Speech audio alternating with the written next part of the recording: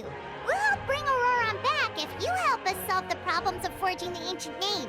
What do you think? I suppose I'll just call you Traveler for now. Traveler, come here. Let me take a good look at you.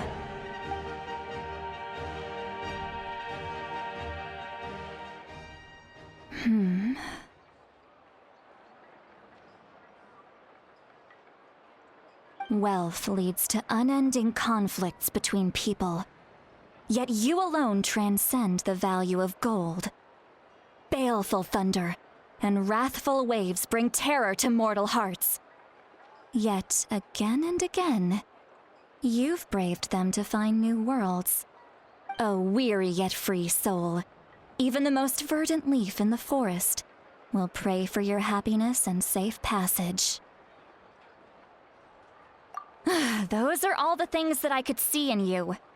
You've experienced far more than even most mortals could dream of.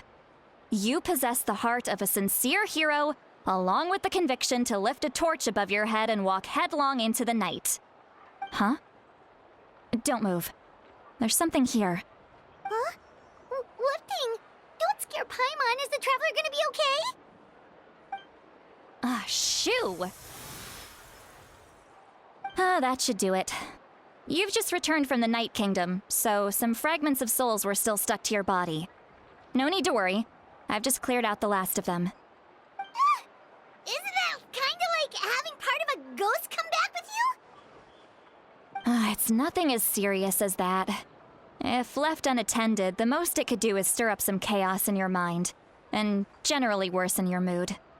Well, in that case, better to get rid of them. It was nothing. Shilonen, let's follow your proposal. Once you've brought Auroron back, I'll take you to see the Lord of the Night. The Lord of the Night? But don't we need to talk to the Wyab of the tribes? Something this important is beyond their jurisdiction. Only the Lord of the Night can decide whether we can grant an ancient name to one who does not hail from our lands. The Lord of the Night is an ancient entity that rules over the entire Night Kingdom, constantly borrowing the power of the sacred flame to combat corrosion from the abyss. Oh, so you're basically saying it's even more powerful than the Wyab of the tribes. Well, that sort of makes sense, being the Lord of the entire Night Kingdom and all. Not exactly. It's not so much that one's more powerful than the other. But never mind. That's not important. It would take too much time to explain. Just listen carefully to what I'm about to tell you. The Lord of the Night is currently in a deep slumber, and we can only communicate with its consciousness while in a trance. In other words, in a dream. But I will need to prepare a few more things if we are to hold a ceremony to achieve the state of the trance. I'll make a list. Can any of you get everything for me? I can go. It'll probably be a long list, so better leave it to someone who knows all the local vendors. Sounds good. Then we'll go with CITLALI to track down Auroron.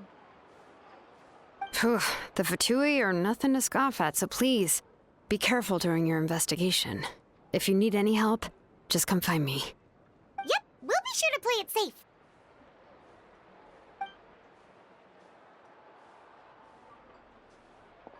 All right, now it's time for us to catch that brat and bring him back.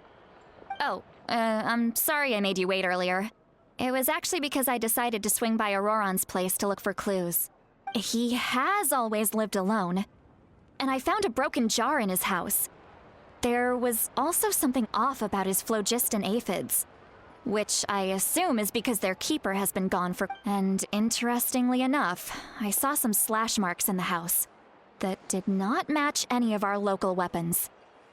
Oh, sounds like the Fatui broke into his house and took him hostage. But why would they kidnap a kid who just spends his days living in the country and raising aphids? He's only in his 20s. What would they want with him? That's not to say that I believe he's totally innocent, of course. Since he's the only one who was kidnapped out of everyone in Natlan, he must have done something to attract their attention. In any case, We'll get to the bottom of this once we manage to get him back here. I'm truly sorry to put you two through all this trouble with me. But please help me get him back. You can count on us! All right, then let's start by heading to where Auroron was seen last.